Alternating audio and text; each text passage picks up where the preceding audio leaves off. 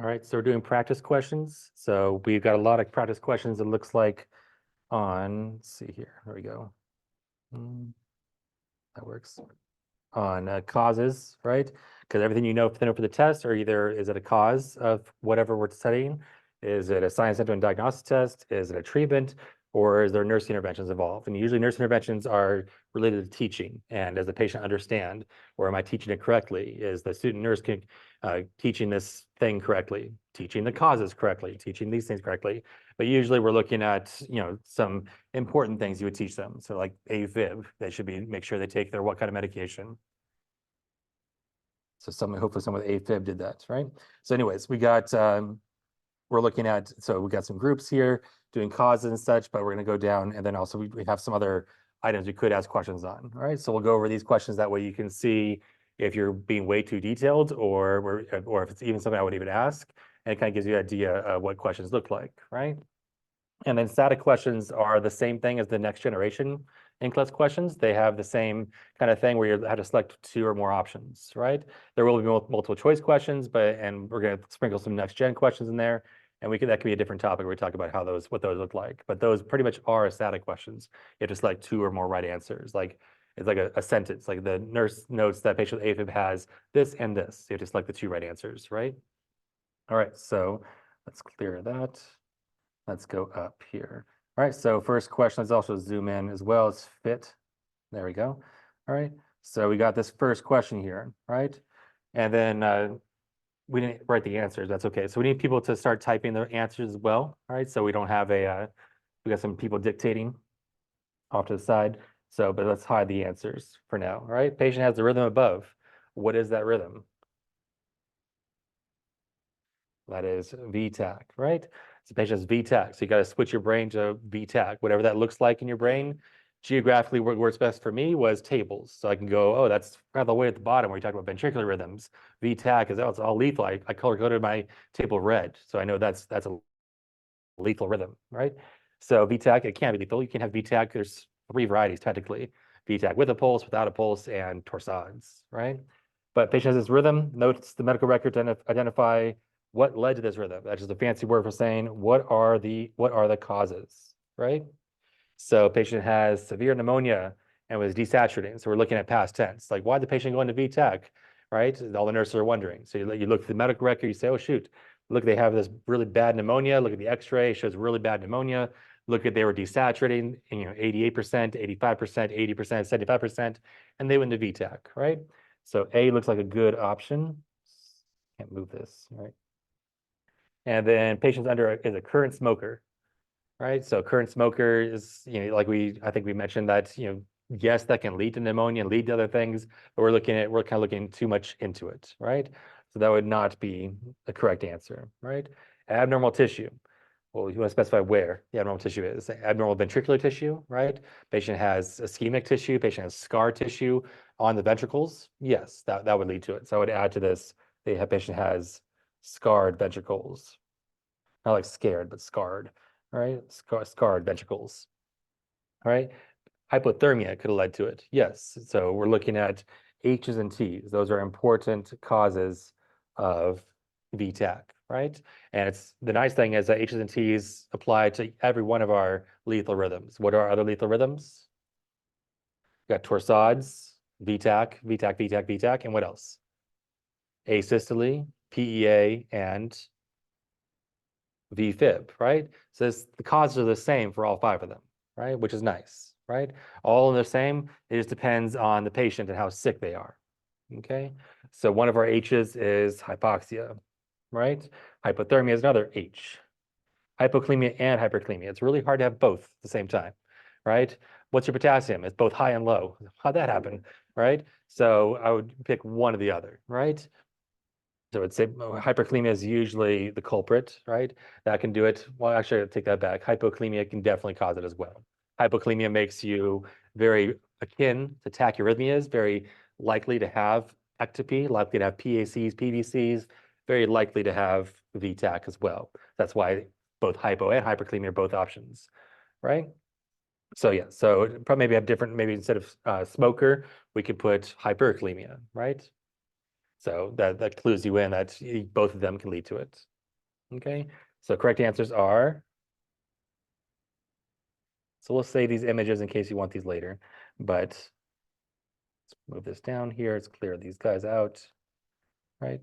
So option A, yes, hypoxia is part of H's and T's. So we're missing some options here. You want to put rationale because one word could change, right? This could say hyperthermia, right? And that would make that wrong, right? So we want to write down the reasons why these are wrong, right or wrong, because on the test, we could just switch up one of these things, right? So a patient is a current chest tube dweller. I don't know. They have a pneumothorax, right? Or the patient is a current smoker and has history of pneumothoraxes, right? Really, we're not teaching you pneumothoraces right now, so it's probably not what we put on here, but you might see that when you're doing practice questions out in the wild, right? You want to write down the reason why we have these things, okay? Anormal tissue and scarred ventricles. So the reason is yes, why? Right? Patient with ischemia can lead to scarring, and scarring can be due to hypertrophy and disease processes, like even like myocarditis and other weird things that cause the heart muscle to get big, dilated, or stretched. So that way you have the other options there. So it reminds you. Okay. And D, hypothermia. Yes, hypothermia is one of the H's and T's, right? All right, so next, let's clear all these things and go down. So let's move the answers. Move this over here. Okay. All right, so what is this one? We have, I'm trying to move this thing, which doesn't go. Okay, cool.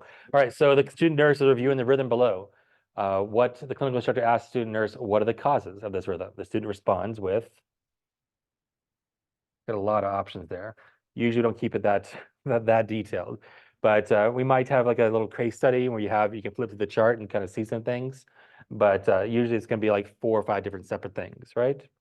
All right, so increased potassium, calcium, and magnesium. Is that correct?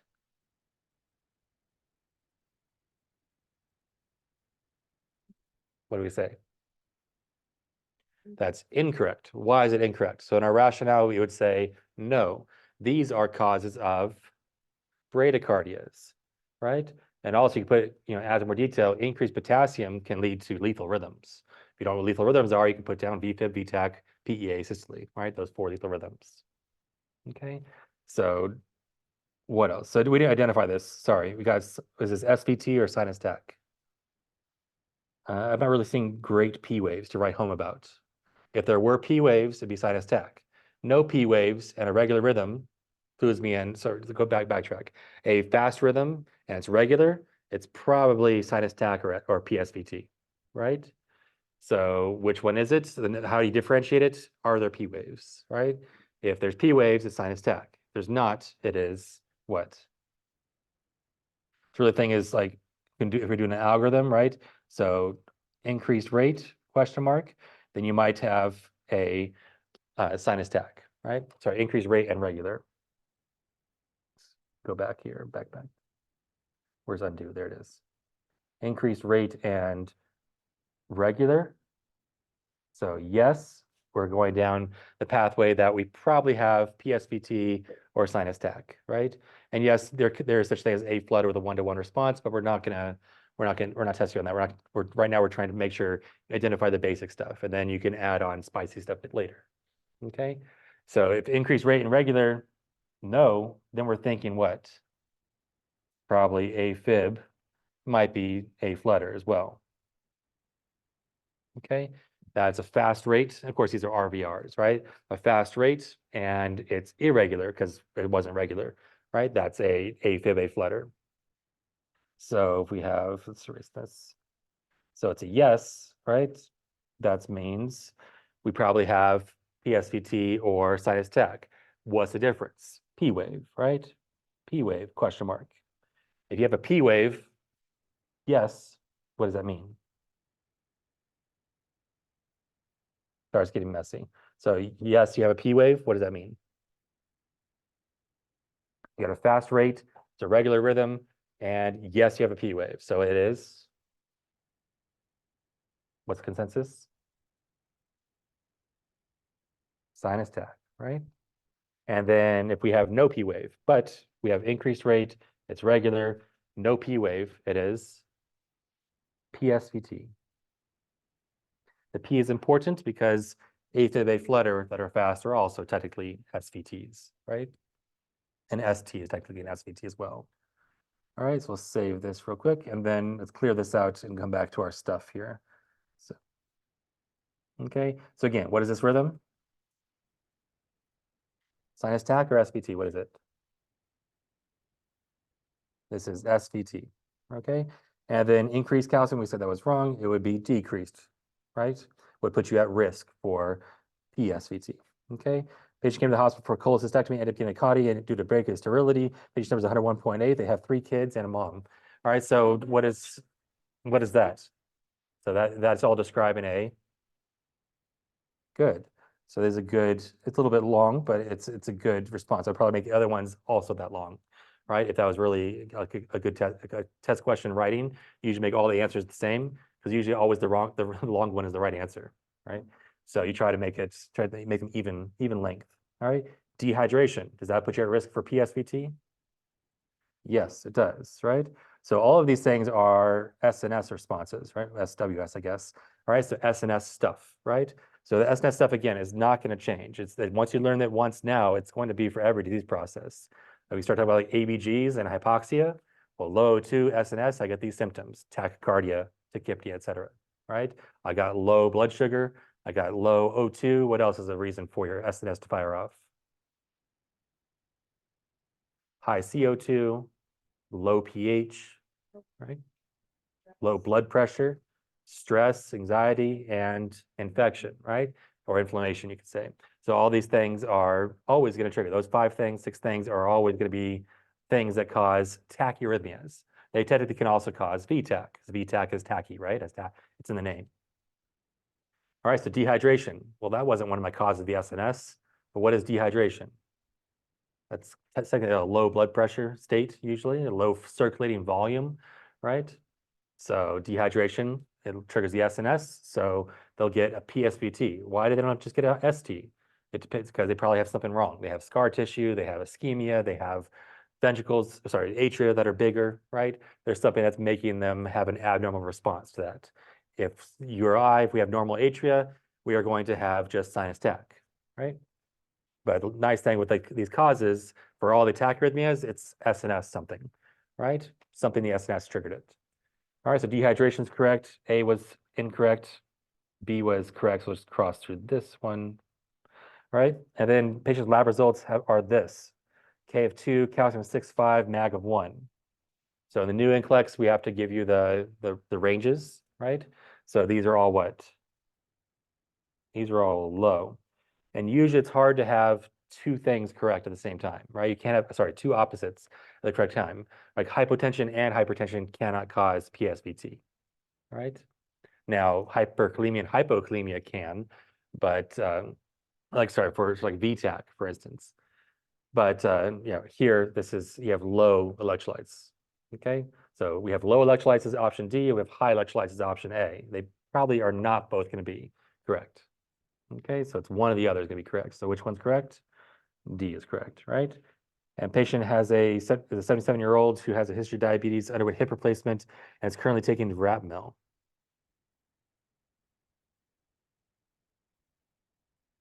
So Rapmel has a side effect of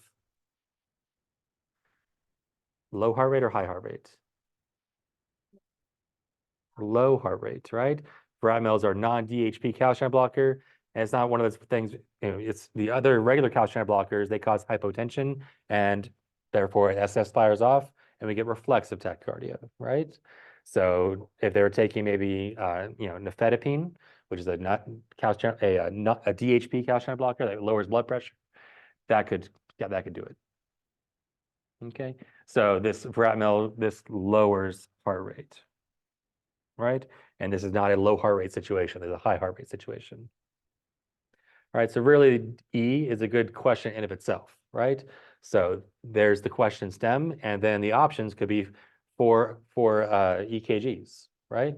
Select the EKG this patient might develop if they are taking too much of the Rapmel, right? So you would not select the PSVT one. You would select the sinus Brady one or the bundle branch block of some sort, right? I'm sorry, a AV block of some sort. Okay, does that make sense?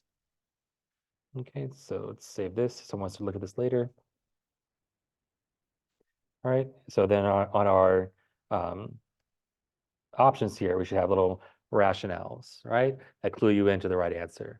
Because one of these things could be changed, right? Instead of saying verapamil, it could say what? What causes reflex tachycardia? The dipines, right? Say they're taking nifedipine, right? So that would make that one correct, right? All right, so next one, patients presenting with with a pulse and VTAC. So I usually VTAC with a pulse, it's just OCD, right? Pulse with VT, it just doesn't make sense in my brain, right? So you have VTAC with a pulse, right? Which med is most appropriate to give? We already exposed the answers, but down here, someone has VTAC with a pulse, what should you give?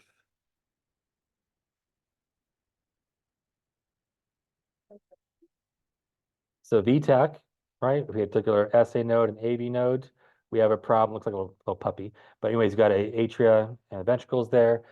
VTAC affects what?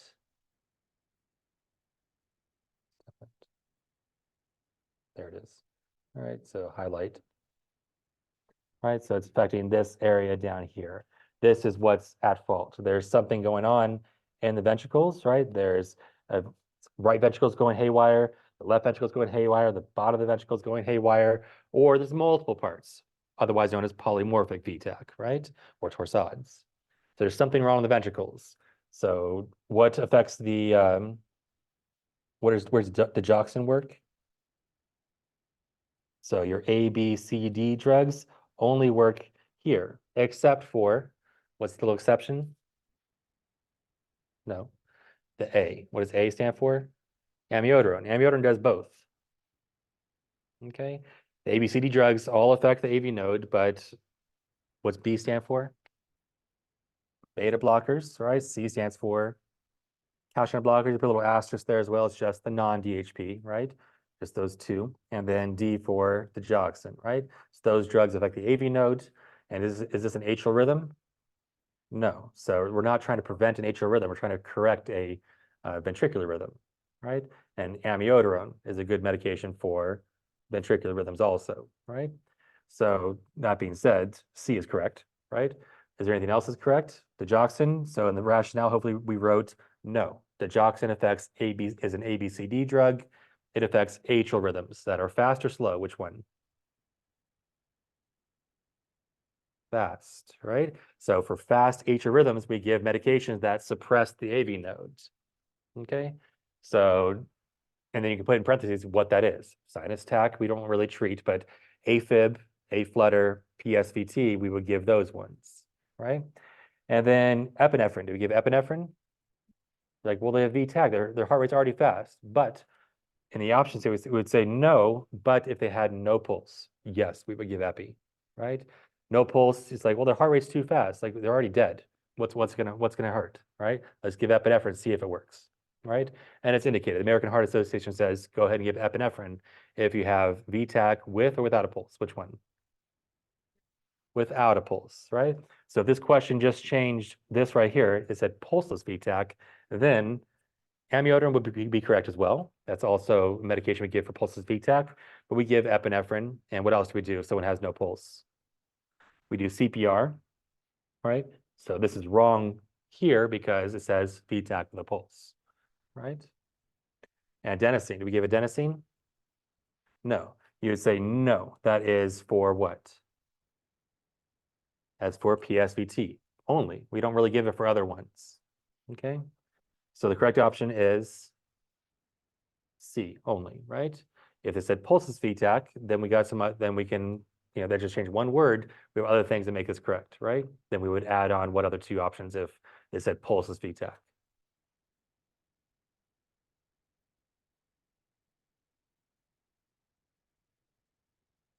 Defibrillation is not there, but defibrillation is correct, right? But we'd also do CPR and epi, right? So the treatment for VTAC is amiodarone, right? And with a pulse, right? What else can you do that's non-pharmacological? It's kind of a tricky way to word it, but it doesn't use medications. What is it? No, vagal maneuvers are for PSVT.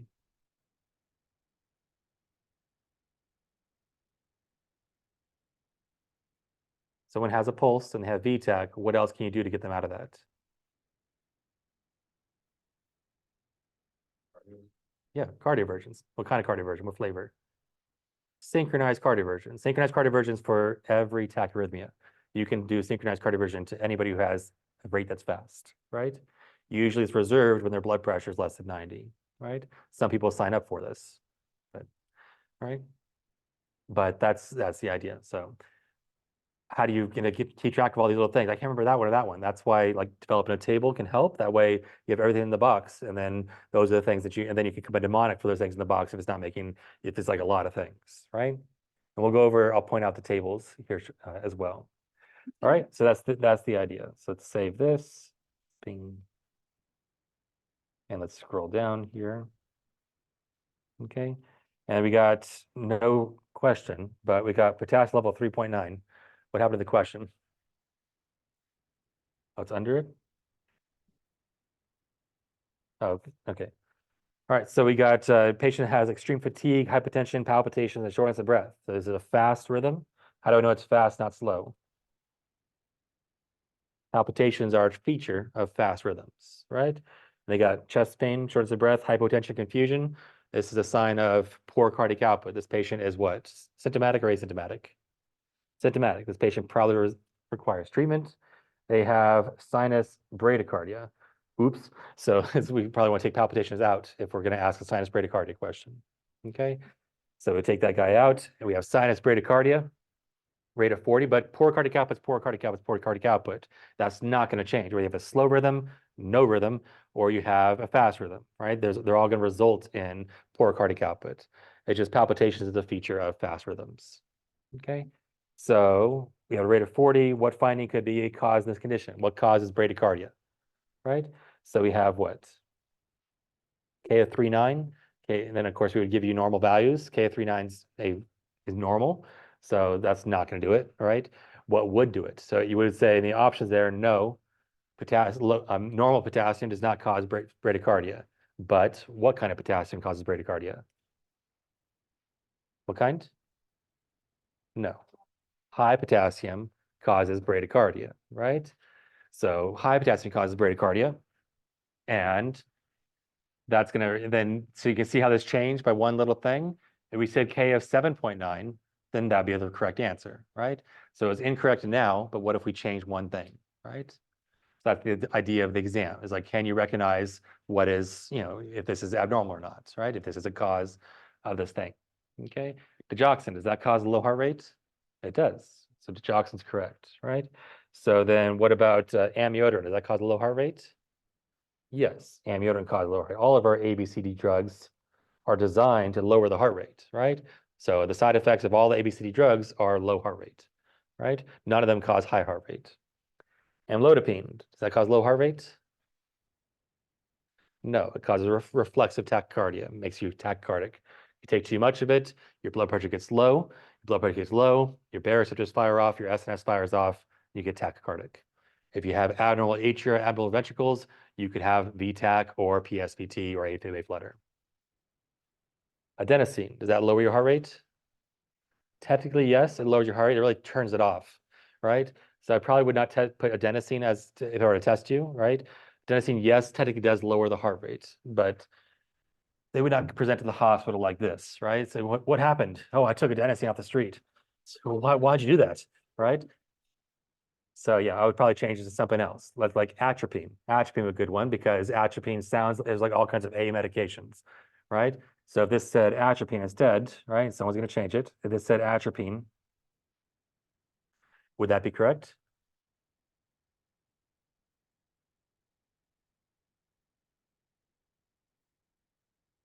No. So the option, so it's saying no. Atropine raises heart rate. It's a medication given for sinus bradycardia. It's a treatment for sinus bradycardia. This patient needs atropine, right? So this question could easily be reworded as saying, we took off palpitations, not yet. So if we took off palpitations, let's take that one off, right? And they have sinus bradycardia, and it would say, instead of saying cause of this condition, say what would be a treatment for this condition. So this changes things, right? So probably K level, I'll probably change that, but the other ones are all medications, right? Is DIG given for low heart rate? No. Is amiodarone given? No. Is amlodipine given for low heart rate? No, it's given for blood pressure, but still we wouldn't give it. Atropine would be the right answer, right? What's another medication you give for low heart rate? Epinephrine, right? And another one is dopamine. And the fourth one for extra credit is isoproterenol. But these are all medications you give for low heart rate. Okay? Does that make sense? Let's save this. All right, is this helping? Okay. All right, so let's clear all these ones. Oops, clear. All right, so we got that one. We got patient has this rhythm. That's not technically a rhythm, but there's no rhythm to that. All right, patient has this on the monitor. And what else? The patient's unresponsive and has no pulse. Very likely, because when you have a patient with a down the monitor, they could have a pulse. Why would they have a pulse? No, that's not even PEA. There's no electrical activity. Pulse is electrical activity, has to have electrical activity. If it doesn't, it's asystole, right? What's that? The leads could be off, right? That's why you have this rhythm on the monitor. So you go in the room and you look at the patient and they're talking to their family. They don't have asystole, they have artifact, right? So that's just artifact. But you went in the room, the idea is whenever you see this on the monitor, you should check it out, right? Like, oh, they're fine. They're with their family. What are the families playing words with friends on their phone, right? In the corner on the cot, right? They're not, who works in the hospital, they're not always helpful, right? Sometimes they're there and they say, hey, grandma fell. You even think to get me?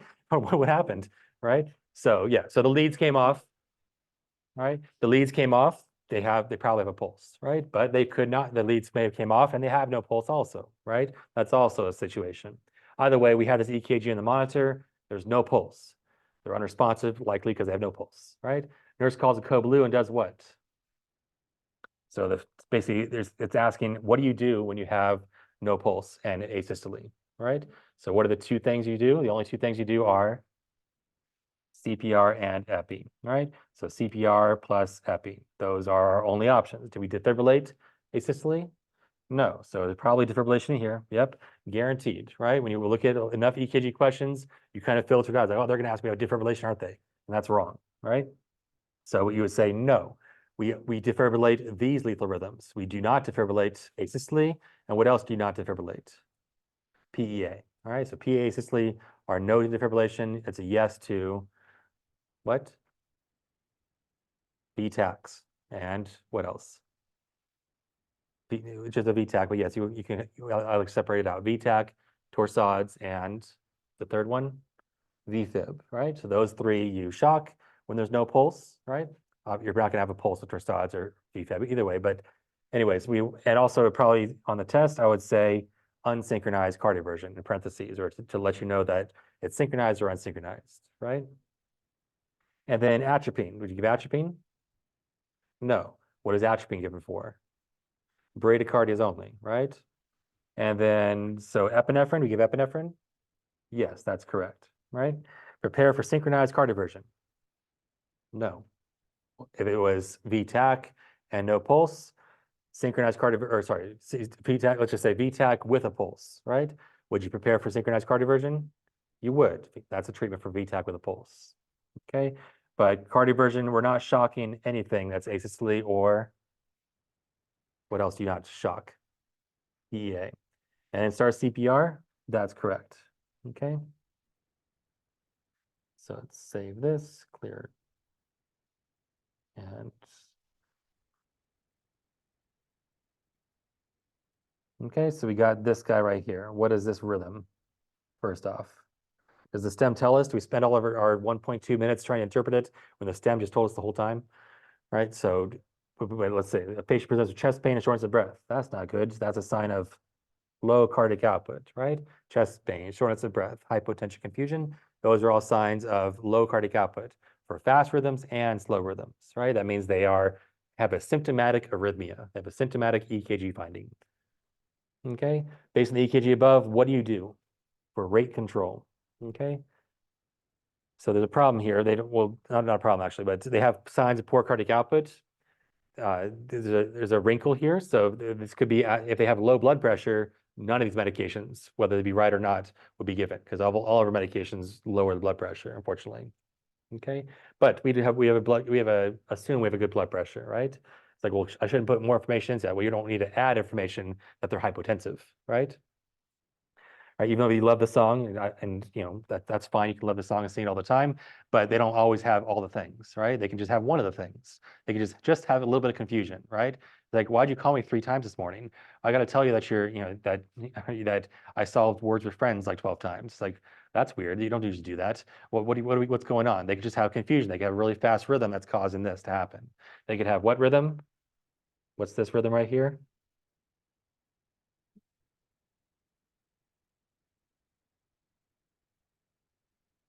So first thing is it's fast, like we used our algorithm before.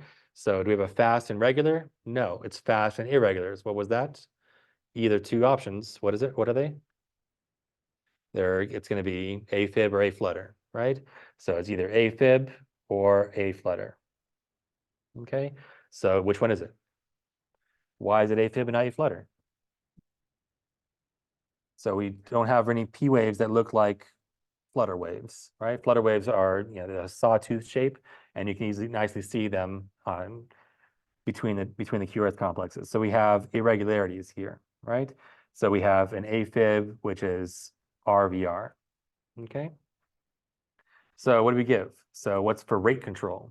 All right, it's a good question because does apixaban given for AFib? Is it given for AFib? It is, but not for rate control, right? So if you're just like memorizing, just kind of memory dumping, AFib, apixaban. Yep, that's right. But you got to pay attention to, is it for rate control? No, apixaban is important for anticoagulation, right? This could easily say patient has this rhythm, right? And for the last 3 days. It's important they're on what medication, right? And I'd probably say what medication to prevent clots, right? Or to prevent a stroke. So that you know, is bisoprolol going to prevent a stroke? No, but the apixaban would. All right, so go back to the way the question was originally worded. They have for rate control. And is bisoprolol there? Is that going to help?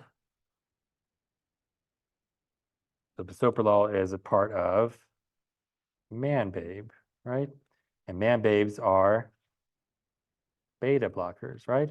So there's 3 that don't fall into man-babe, but B is in there, right? The nice thing is there's not something like double dips. That there's a B over here and a B over there. It's just, does it fit man-babe? It does. It's a beta blocker that affects my beta 1s. It's for fast rhythms, right? Is this a fast rhythm? Yes. So bisoprolol is correct, right?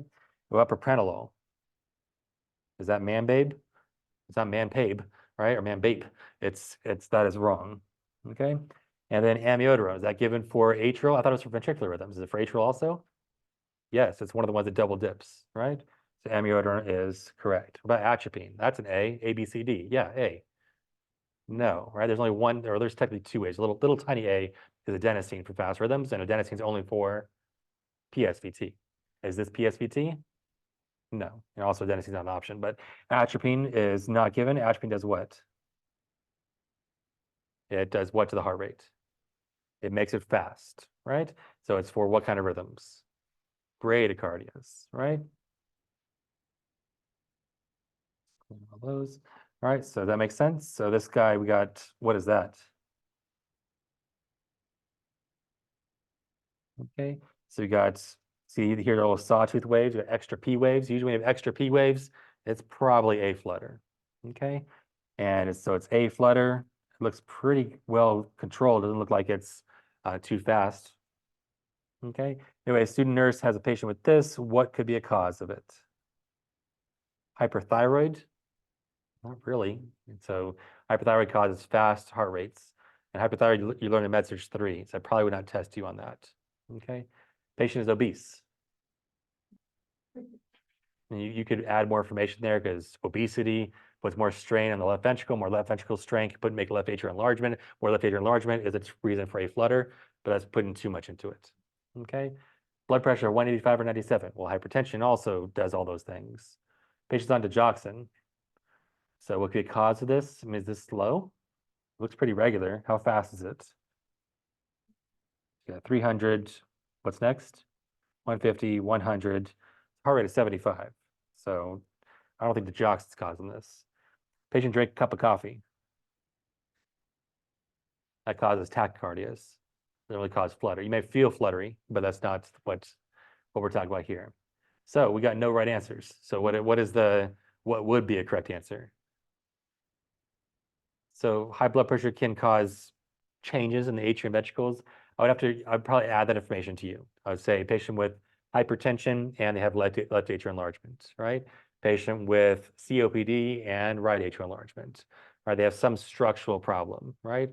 So I have to clue you in. I'm not gonna really, because when we get to like CHF, then yes, then we're gonna say they're obese, because then with CHF, their left ventricle get big, right? Or the left ventricle get dilated, and that leads to more problems, right? I have to give you more information. So if we said patient is obese with let's say right atrial enlargement, and the patient has a blood pressure that's high with left atrial enlargement, then that would clue you in that that's the reason for the aflutter. Okay, so let's save that and let's go down. Let's clear all these things. All right. What is this?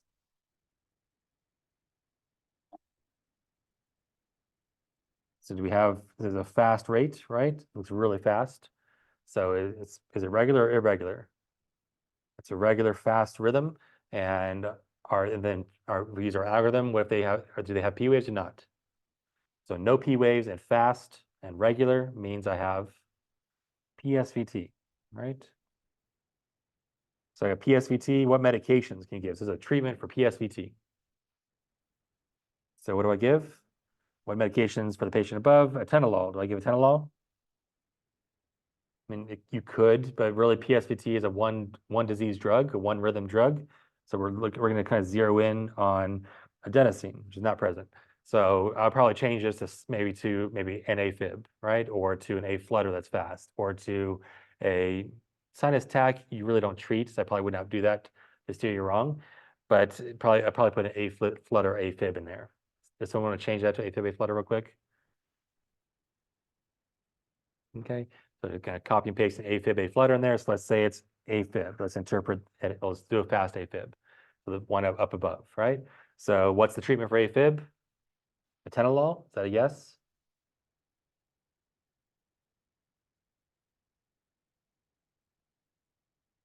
Is AFib do you give atenolol for AFib? Is it part of Manbabe? Right, it's an LOL, which is a beta blocker. And the ones I give usually are going to be Manbabe, right? And there's an A right there, right? There's two A's. Okay, but nimodipine, do I give nimodipine for a fast heart rate? No, nimodipine is not one of the two medications that lower heart rate that are calcium blockers, right? The two calcium blockers, right? So no, because the two medications are what? Verapamil or diazepam. Okay. So carvedilol, is that going to lower the heart rate? Is that given for some of the AFib? No. Will it lower the heart rate? Yeah, it'll lower a little bit, but its primary effect is lower blood pressure because it's a broad spectrum.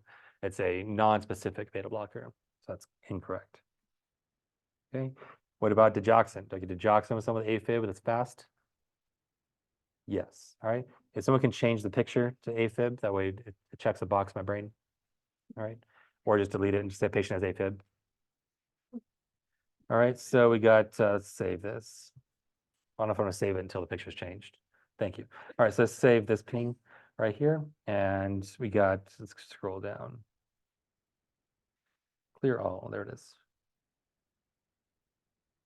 All right. Oops. All right. Patient has, what rhythm is this?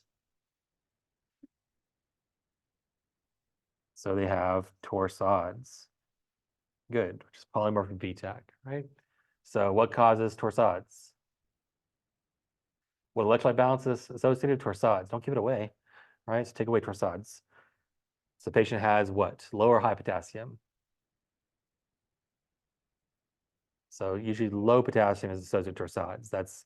Yes, H's and T's are associated with it, but really, low potassium, mag, and calcium are the ones that are going to be causing torsades, right? Those three electrolytes, right? So low potassium is correct. Low magnesium, is that correct?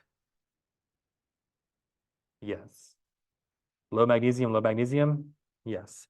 So I'd probably try to figure out another thing that might cause it. Electrolyte balance might put, let's say chloride, right? Chloride does not cause it. Sodium does not cause it. Okay. Normal sinus rhythm, high calcium. Well, normal sinus rhythm is not electrolyte, but high calcium, does that cause it? No, I would say no, does not cause torsades, but high calcium causes what? Arrhythmia. Causes bradycardias, right? And then low sodium, that'd be a no, right? Low sodium doesn't, low or high sodium does not cause arrhythmia. It's like, well, when you're dehydrated, your sodium's high, and that could cause, attack cardia. Yes, but I probably would put there patient is dehydrated, right? To clue you in, because not all high sodiums lead to tachycardia. All right, makes sense? All right, you want to keep doing these, or want to start shift gears? All right. So the idea is, you can create these questions, and we can do this again sometime, right? To look over these questions, right? But the idea is that you get these from, you can look at all the lecture notes, but ideally you want to kind of put these into a, let's take that off, into a table of some sort. So over here in the shareable notes right here on the Google Drive, we have exam one study tools, and then you can see this EKG chart right here, right? So you can fill this chart out. You can give someone sinus Brady, someone sinus TAC, someone do this, and you can fill it out. So Brady, you can put in an example of bradycardia, put the cause there, symptoms, treatment, etc. Let's clear all this notation here. Okay, that way you have the table kind of put together.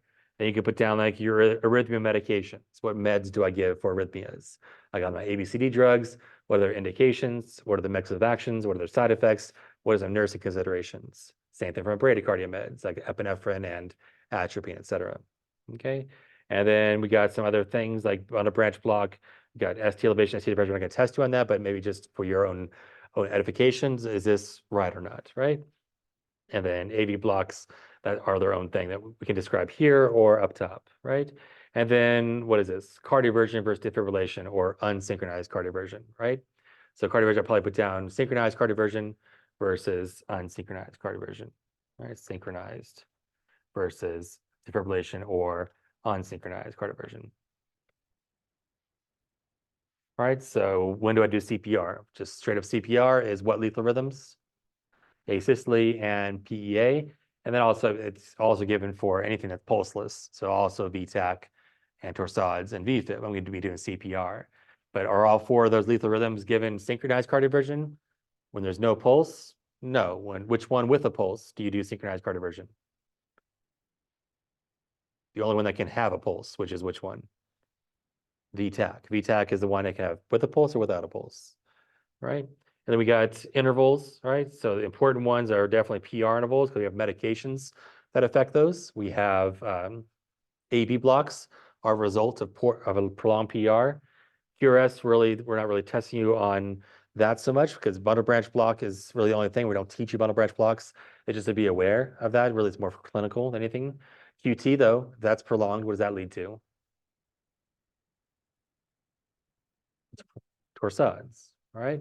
And how to measure it so that we know that it's from here to here, not before the T wave, but after it, right? Because you can easily have an EKG where you have to measure the QT and say which one of these lethal rhythms where they might develop, right? You say, well, shoot, that QT is prolonged. That they're at risk for this rhythm. Okay. All right, so we got this useful little simulator here you can play around with. With your friends, you can one of you can have on your phone. You can start changing the rhythm on them and say, okay, what are we gonna do? What are we gonna do to treat this? So, for instance, I start a new session, and then you can connect to it, like on my phone. You can QR code it, and then you can start changing the rhythm. All right, let's try that real quick. Don't change. Don't you also change it? Let me change it. Hold on. All right, so let's do this guy real quick. All right, so display the patient monitor. So here's our rhythm right here. So that's just plain old what? That's normal sinus rhythm. When what is this? Hold on, apply settings. Let's make this realistic. Let's make yeah, that's right. What is that? No, I don't see a P wave. That's PSVT. So if you want to see the difference, I was going to put sinus TAC on here. Just sinus rhythm, but let's make the heart rate 180. which is sinus tach, right? So let's see it, let it update real quick. So you see the difference, right? So you can easily play with this and just, you have control right here. You can even drop the sats and say, hey guys, what's causing this rhythm in this patient, right? I'll let it update to the AV College Wi-Fi. 47% sats, well, shoot, that's why they're tacky. That's an important cause, right? Then you could say, what's another important cause, right? So their sats are great now. What caused it? Low blood pressure. So you can easily do this in a study group, right? You can play around with this, right? So one of you could be the controller. Don't make like 5 of them. I guess all of you guys could play with it, but you just have one controller and everybody else can see it, right? So that's that. And I forgot to put the other link there, but someone sent me a link recently of similar. You play a little game and you just click the button and it displays the EKG across it, right? But when you're doing this, you got to then ask the other questions. What are the causes of it? How do I treat this? What are the nurse interventions, right? The nurse interventions are always ABCs, right? That's what's easy about EKGs is that ABC is usually the right answer every single time, except for when. When does that change? When they have what? Asystole, which means they have what? They have no pulse, which is you switch it to CABs, and now it's compressions first, right? CABs, compressions, then you worry about airway, because if someone's O2 is low, it's like, oh, I'm going to apply a non or breather mask first, and then we're going to see if that worked. No, you're going to do CPR, and you usually delegate. You say you apply the oxygen, okay? All right, so that's something you can play with, right? Putting the rhythms on there. And then going back to our EKG chart here, and also if you don't have the time for this, really filling this out is going to help you understand it. But if you don't want to, you can go back to the previous year's stuff. So let's go back to the spring 2023. Spring 2023 right here. And you can see their completed chart if you really wanted to. Now, did I look at their completed chart to see if it's accurate? No, I did not. I didn't look at that, but you can always ask me, say, hey, I noticed a discrepancy. You didn't mention this, right? Or I thought you said this and not that. So exam 1 study tools from last year. Let's look at their, someone was making a lot of copies. But let's find the EKG chart that's the most recent. I think it's the one that I copied recently. So you can see this one's nice and filled out. It has all the things in there, right? They put all the, oh, still loading. All right, so you got your lethal rhythms there in red. That's nice. They got examples there. They got all the medications. They got all the things all developed, right? But sometimes when you see everything all at once, then you're like, I can never understand this. But when you start developing it, then it kind of catalogs it in your brain.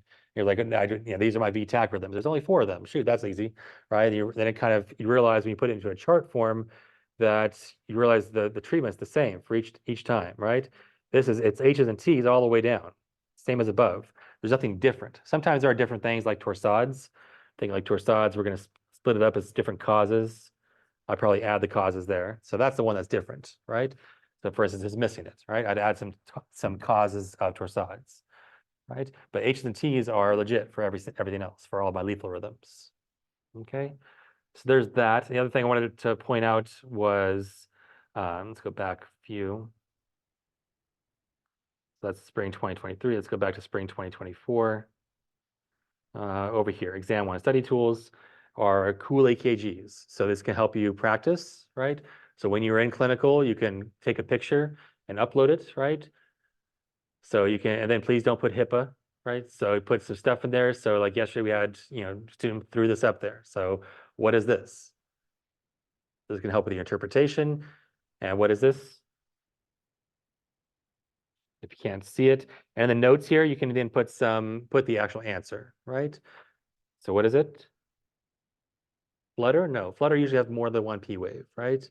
And yes, Flutter can have one P wave or F wave technically. I'm not going to really do that to you. I'm going to make you recognize that it's Flutter. Okay, so what is it? AFib? No, there's no AFib. Looks like it's pretty dang regular. This down here is artifact. That lead's probably loose. Yeah, it's a first degree AV block. Why is it a first degree AV block? First degree AV block. So in the comments here, first degree block because PR interval is greater than 0.20, right?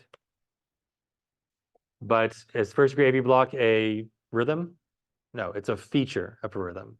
What's the question? You would put like 1,000 because we would have to put like. Yeah, it's a sinus. Is it a sinus rhythm or sinus tach? It could, looks like it's borderline tachy. What is it actually? There it lines up. Then we got 300, 150, 100. He has less than 100. And it's not Brady. So it's sinus rhythm with a first degree block, right? What do you think, like, when you're looking at the PQRST, Mm-hmm. the space that's after the T, because it looks like this one is, like, what's that portion of the strip? So Like, what would you consider that portion? what are you saying? This piece right here? This is the QT is from here to here. Okay. This actually has, so I actually made a mistake. So this is, yes, it looks like a first degree AV block. So let's backtrack here. So this is what threw me off here. We got a P wave right up against that QRS, and that's not normal, right? So this PR interval, that's definitely greater than 0.20. So we got to change this here. PR interval is greater than 0.20. So it is a block, but it's not a first degree AV block because this makes that not that situation. Okay. So what do we got on? So that change makes me change gears, right? So yeah, we just look at this, you say, oh, first center here, first degree block next, right? But then when we look at it, say, well, this PR is not right. And we start looking and say, why is there a drop complex here? That's weird. And then we know that drop complexes are irregular. So this is not irregular. So now we're left with only one option. What is that option? Type 1 means you have PR intervals getting longer, longer, longer, and then it drops. Do you see that pattern anywhere? No, it's not. So this is actually a third degree AV block. So this is a fancy rhythm. That's why we said upload your spicy rhythms, right? This is a spicy rhythm because it has, we look at how this marches out here, right? So you can see this marches out, right? This looks pretty even. Okay, so that's a nice even R to R interval, right? And let's look at this one here, this guy, or let's do orangey, right? Here's my P wave, P wave, P wave, P wave. Aren't they doing their own thing? Okay, so they're doing their own thing. So the P to P and the R to R are different. They are divorced.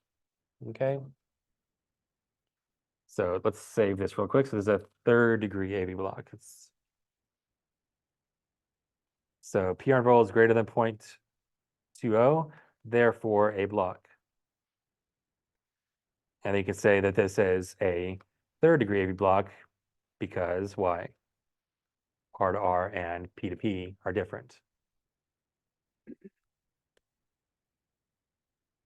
Okay, so let's save this. And again, I would make this as a third degree AV block example on the test. I'll make it very simple, where you would not have those, like it would look like you expect a third degree AV block to look like. Yes. So I appreciate the question really was though, which we kind of just go there real quick because Mhm. it's your point. So the question, so see like this guy right here, Mhm. Plano, and what was it, like this guy right here, Mhm. why those are confusing them to say it's more of like a fib because it has more of a wiggle to it is what they're, because Yes. it's, I mean, there's. So the idea is that, what are those extra bumps between the T wave and the QRS complex?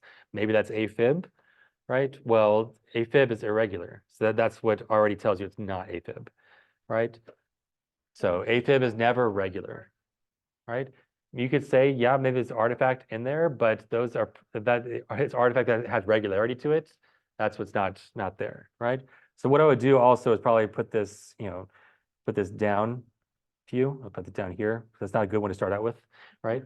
But I'll probably put maybe this guy right here. That looks pretty something similar, right? So what is this? This, you look at those, you got extra P waves. Automatically should be a knee-jerk reaction. Extra P waves is, what is it? A flutter, right? So really there's nothing else out there that really has extra P waves, right? There's things out there that where P waves are hidden, P waves are on top where they shouldn't be, but there's extra P waves, right? Well, the previous one had extra P waves, that third degree AV block did, but those P waves had, there's P wave QRS, P wave QRS in this one, right? This one has, the impulse is being conducted from the atria all the way to the ventricles, but there's 3 extra P waves per ventricle.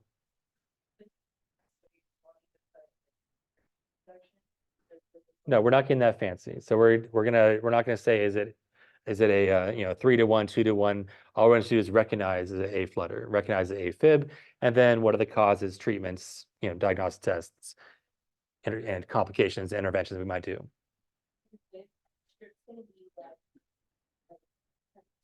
Yeah, strips that they're not going to confuse you. They're strips that you would expect AFib to look like, right? It's not it's what you expect a flutter to be like, because there's such thing as an A flutter that is 1-to-1 conduction, where you really can't, you see a P wave in QRS, P wave QRS, P wave QRS, like, oh, that's sinus tach. But then when you slow it down, you realize that they have flutter. But we're not going to do that. We're not going to be doing that. We're going to be, if I want you to know A flutter, it's going to have extra P waves. If I want you to know that it's AFib, it's going to have irregularity, and you're not going to be able to see P waves. Right? The P waves are going to, they're not there because they're going to be fibrillatory waves instead. All right. If I want you to look at VTach, it's going to be a wide complex tachycardia. If I want you to see asystole, it's a straight line. If I want you to look at PEA, it's this, but it has to say what? It has to say no pulse of this rhythm, right? When it says no pulse of this rhythm, it's either PEA or it's VFib, VTach without a pulse, right? Or asystole, right? PEA is PEA all the time, except when you have those other 3 lethal rhythms, right? Because we assign a name to rhythms that have electricity that have no pulse, right? So yeah, that's just a flutter, so we can put it in the notes. And then this is editable by you, right? So you just put in here as a flutter, and is it rate controlled, slow, or fast? How do we know it's fast? Do we identify 6 seconds? This really is 6 seconds right here, right? Because it's 3 seconds, 6 seconds. So it's 1, 2, 3, 4, 5, 6, maybe 7, 6.5 is a rate of, so rate controlled, right? So this is a, because rate is 65. Okay, so if you don't want to get the answers, you can hit start slideshow somewhere on here. Where's start slideshow at? Arrange, view, start slideshow, control F5, cool. Okay, so you can identify them, right? And you can check your work afterwards. Okay, so that's the idea. Okay, another resource I gave you is, I don't know if I'm sure I mentioned it out loud here or to my clinical group, is that I put, I didn't even upload it, sorry, it's uploaded actually. Over here on, if I downloaded it or not. I have to upload, I think it's still in my office, but it has past students' interpretations for their clinical worksheets. So it has their stuff, and then you can recognize, see if they got it correct or not, right? And then the same thing, in the notes you can put down if it's correct or not. That one you have to download because it's going to be a beefy file, right? So you have to download that one, but this one I think is will help out too. Okay. All right, any questions on that? Why are there 2 EKG charts now? Does someone already make a copy? What happened? All right, so we'll pause this for now.